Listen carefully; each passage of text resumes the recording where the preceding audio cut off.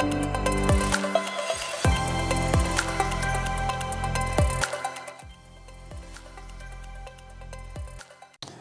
to One News Now. I'm Diego Castro. Here are the headlines at this hour. Typhoon Inday and the enhanced southwest monsoon or habagat caused extensive trip cancellations across Mindoro.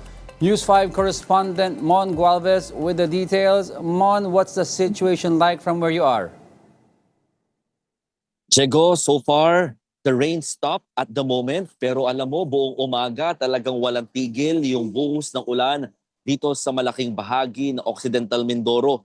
Actually, from heavy or intense rains to moderate and then magiging light, no? And then ngayon, just before we go on air, suddenly the rain stopped. Ito daw yung nakakatakot, sabi ng mga farmers, even ng mga fishermen, dahil yung ganito daw na biglang kumakalma, ang kasunod daw nito, technically, ay yung malakas na buhos ng ulan. So this morning, talagang ginising ang mga residente, particularly in Mamburao, ng malakas na buhos ng ulan. Kaya nga yung ilan sa mga fishermen, talaga nagstay na muna sa kanilang mga bangka just to protect and to monitor the situation of their means of livelihood, no, na hindi ito matangay at di talaga ito maapektuhan. At ang resulta rin ng walang tigil na pag-ulan, marami nga ang mga nakanselang mga biyahe dito sa Occidental Mindoro. Pero just today, this afternoon, nagkaroon ng mga limited operations ang mga malalaking shipping vessel dito sa papunta ng Abra de Ilog Port at pabalik naman ng Batangas Port. No? Pero again, these are limited na mga trips at talagang bantay sarado pa rin ng Philippine Coast Guard itong mga biyahe na yan. Yan ay lalo't wala naman nakataas na storm warning signal dito sa malaking bahagi ng probinsya. Ang kanilang pinangangambahan lang ay oras na magtuloy-tuloy yung malakas na ulan dala ng hanging habagat na hinahatak ng Bagyong Inday. Well, Mon, I understand no, na medyo heightened alert sila ngayon. Pero as of now ba, do you have any idea about as to the status of Calapan, Abre de Ilog, tsaka Puerto Galera? I mean, kamusta na ang mga lugar na yon? Yes, these three ports that you've mentioned are the main ports here in Mindoro region, no, or provinces. Kahapon, when they canceled all the trips dito sa mga port na ito, talagang may mga na-stranded na mga pasahero, no, at mga ro-ro vessels. Kaya talagang hindi pinayagan. Actually, or initially, mga shipping companies ang nag-initiate ng cancellation. Hindi pa talaga ito utos ng Philippine Ports Authority or Philippine Coast Guard.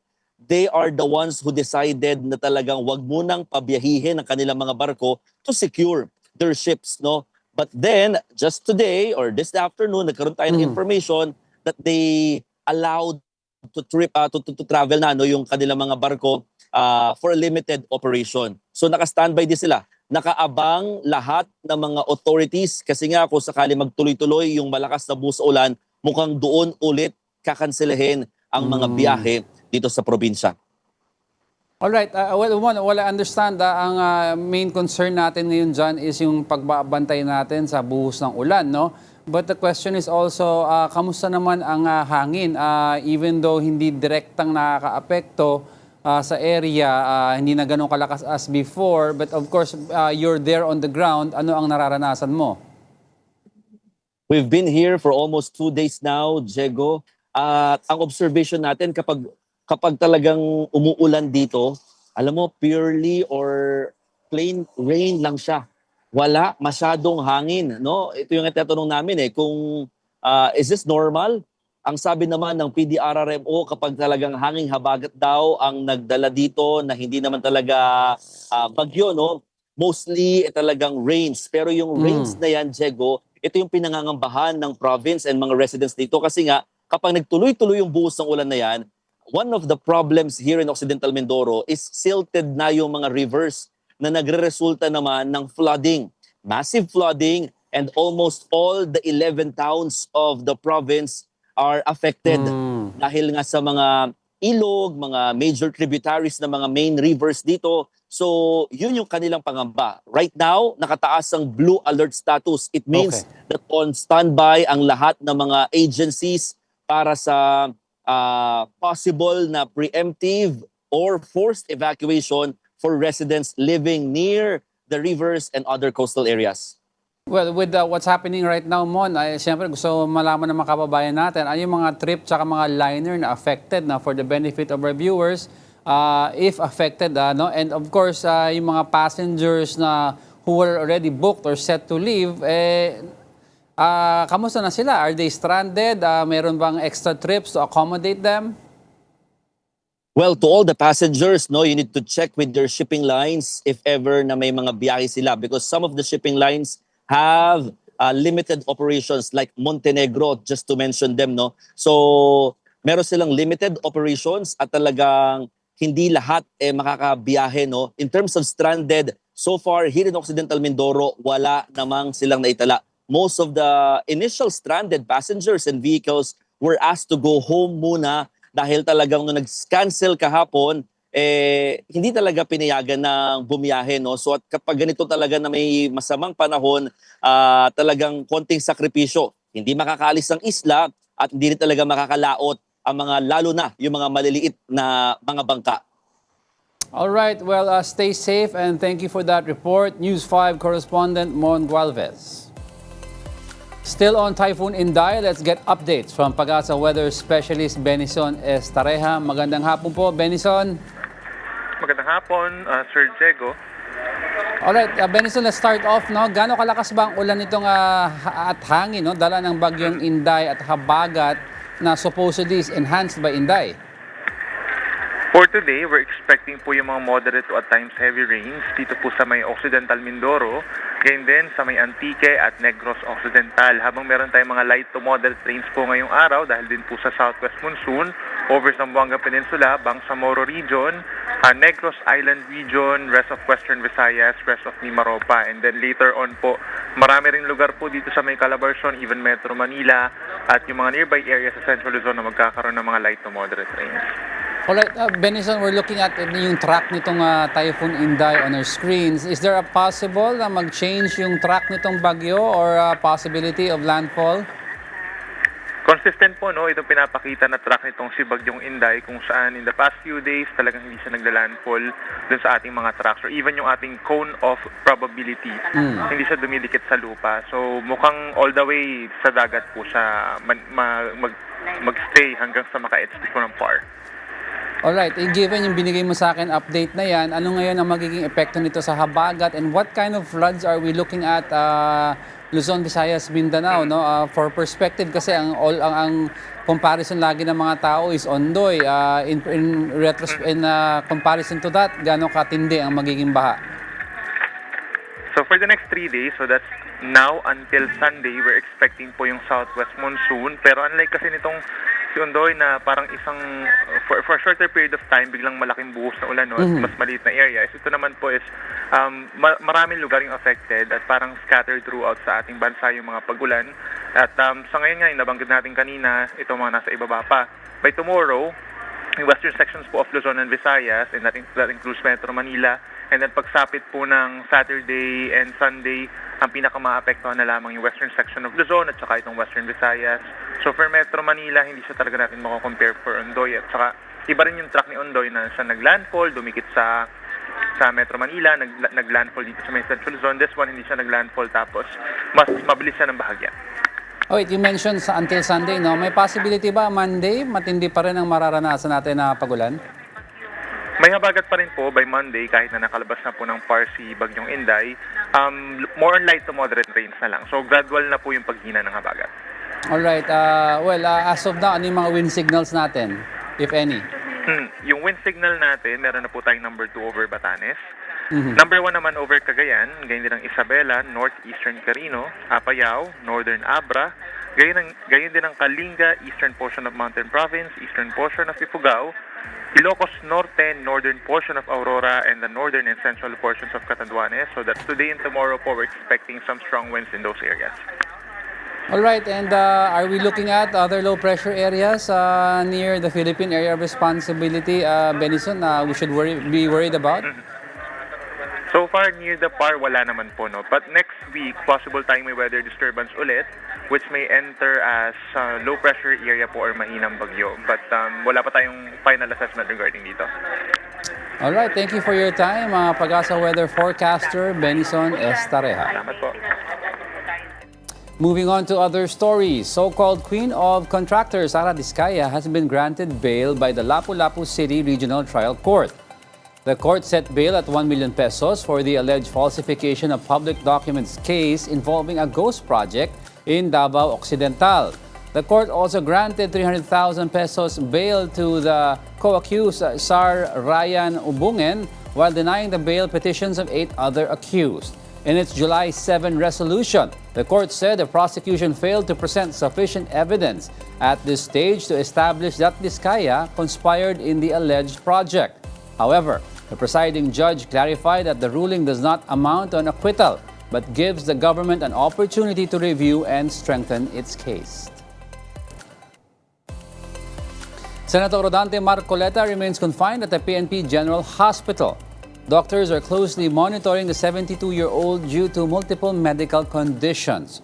Cervical spine X-ray results reveal Marcoleta has degenerative disc disease. Medical evaluations also show the lawmaker is suffering from mild pneumonia and cardiomegaly or an enlarged heart. His blood pressure recently spiked to 160/90, while his cholesterol levels are also elevated. Hospital officials confirm Marcoleta is clinically stable but requires further testing and rehabilitation. Ang minimum po siguro 6 sessions pero hindi ko lang po alam kasi ngayon po ni-refer ko na po siya sa rehab doctor po namin. Pero dito lang lahat yan. Yes sir, dito lang po. Dito lang lahat. May rehab medicine po kami. As a doctor, hindi niyo po siya i-clear hanggang hindi po matapos itong mga procedures na ito? Yes, oo. Of course, kailangan ko pong maging tawag dito. Kailangang makita lahat. Maging tama yung diagnosis namin, yung evaluation namin sa kanya bago namin siya pakawalan. Parang bago namin siya i-transfer. Despite his condition, police have processed Senator Marcoleta's return of arrest warrant. There is a commitment order for him at the new Quezon City Jail male dormitory in Payatas. His 3 co-accused, including former Congressman Mike Defensor, are already detained at the facility. Meanwhile, the Sandigan Bayan 6th Division is seeking to merge a separate case against Marcoleta and businessman Joseph Espiritu. That case involves the alleged violation of Presidential Decree Number 46, which prohibits public officials from receiving gifts. As for the 4th Division, it has issued another whole departure order and arrest warrant against Marcoleta and Defensor. This is over gift-giving violations separate from the non-bailable charge for plunder in the 3rd Division. Former President and now Pampanga Representative Gloria Macapagal Arroyo has denied reports linking her to a planned impeachment complaint against Ombudsman Boying Remulla. In a statement, Arroyo said she would vote against any impeachment resolution filed in the House against the Ombudsman. The clarification was made after online reports claimed she was behind an alleged plot to impeach Remulla. Arroyo also recalled that Remulla served as CESO Assistant Secretary under then-President Joseph Estrada during the events leading to EDSA II. She said Remulla later became one of her allies in Congress during her administration. That said, Arroyo maintained her vote would be in support of the Ombudsman. Let's now see some headlines from our media partners on the Philippine Star. Senator Erwin Tulfo filed another set of cyber libel or related criminal complaints before the Mandaluyong Prosecutor's Office against detained former lawmaker Mike Defensor and several others. The lawsuits stem from statements made on June 16, 2026, where self-identified Zaldico security aides accused Tulfo of receiving bags of money. Defensor, who helped organize and promote the hearing-style press conference, is already detained in a Quezon City jail for plunder charges. On Business World, the International Monetary Fund, or IMF, lowered the Philippine gross domestic product outlook to 3.9% for 2026 and 5.5% for 2027. IMF cites weak first quarter growth and the economic impact of the Middle East war in its decision. The agency said inflation risks remain tilted upward because of geopolitical tensions and food prices. Some analysts, however, expect inflation to ease gradually next year. For more details of these stories, you can visit the social media pages of the Philippine Star and Business World. Do check out as well the social media platforms of One News PH for the very latest headlines. In sports, Premier Volleyball League kicked off its nationwide 7-stop preseason tour, while Philippine basketball franchises reshape strategies ahead of the upcoming PBA Season 50 Governor's Cup. Mobile journalist Denise Valdez-Sancho with this report. The 2026 PVL On Tour is off to an exciting start, with Zeus Coffee and Creamline opening their campaigns with strong victories at the Capital Arena in Ilagan, Isabela. The Thunderbells scored their first win of the tour after beating Akari in 4 sets, 25-11, 25-23, 26-28, and 25-17. Zeus appeared to be headed for a straight sets win after building a 23-20 lead in the third. But Akari staged a late rally behind Eli Soyud, while Chen Tagawad delivered a crucial hit to reach set point. Newly acquired Zam Lasco answered with timely attacks for Zeus, but Akari managed to extend the match before the Thunderbells regained control in the 4th set to close out the win. Next up for Zeus Coffee is a showdown against Chocomucho this Saturday, July 11 in Batangas City. Meanwhile, Akari returns to action on August 1 against Chocomucho in Polomok, South Cotabato. Creamline also opened its campaign on a high note, defeating Nextled in 4 sets, 25-18, 25-23, 16-25, and 25-19. Despite missing key players Tots Carlos, Alyssa Valdez, Bea De Leon, Jeanette Panaga, and national team setter Gia de Guzman, the Co-Smashers relied on their depth to secure the victory. Nextled, also playing without star player Brooke Van Sickle, showed fight by taking the 3rd set, but couldn't sustain its momentum. Creamline returns to action on August 8 against Capital One in Santiago, Isabela, while Nextled looks to bounce back against the Solar Spikers on July 25th in Vigan. And basketball fans won't have to wait long. The PBA Governor's Cup returns this Friday, July 10th at the Inares Center in Antipolo. Terra Firma takes on Titan Ultra at 5:15 p.m. before the Macau Giant Pandas meet the NLEX Road Warriors at 7:30 p.m. Mobile journalist Denise Valdez-Sancho. We are One News. We'll be back at the top of the hour for today's headlines. I'm Diego Castro. Keep it here on One News.